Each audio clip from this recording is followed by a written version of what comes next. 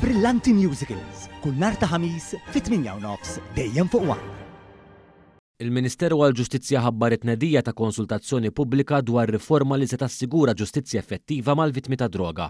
Dan tħabbar f'konferenza tal-aħbarijiet il-ġimgħa wara nofsinhar fil-Berġu d'Aragona.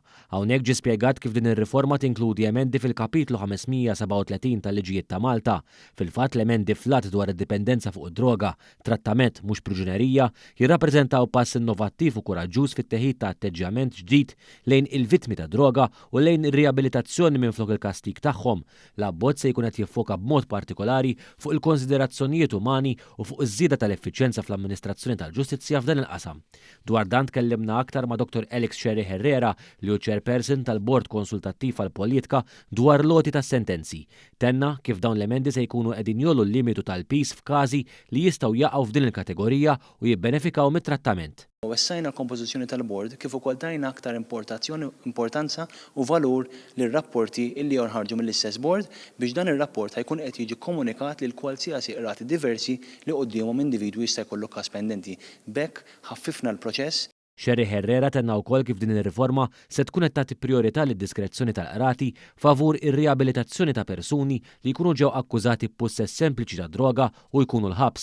Illum għall-ewwel darba persuni li nqabdu bil-pussess sempliċi ġewwa l-ħabs qed jingħataw drittijiet simili għal dawk ta' persuni fit-triq, persuni pubbliċi, bil-fatt illi l-istess persuni jistgħu jibbenefikaw mill-proċess riabilitattiv. Dan mhux se jsir b'mod awtomatiku, però li għamilna tajna aktar diskrezzjoni lil qrati biex ma tkunx il-kidba tal-liġi li forsi tipprojbixxi jew xekkel ir-riabilitazzjoni ta' persuna, iżda tkun propju id-diskrezzjoni tal-ġudikant. Fid-diskors tiegħu il-Ministru Jonathan Attard tenna li wara li 10 snin ilu kien gvern laburista li ressaq reforma kbira f'dan is-settur, issa mill-ġdid l-istess gvern b'kuraġġ qed iressaq emendi li jirriflettu r-realtajiet tal-aħħar snin.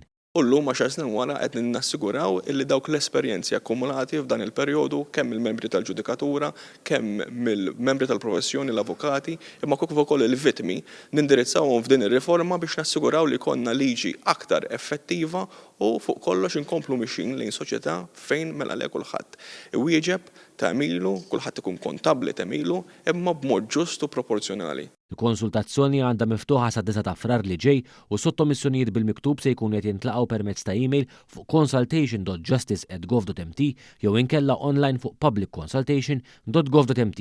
Matul dan il-perjodu se jsiru wkoll laqgħat mal-pubbliku u l-stakeholders ewlenin.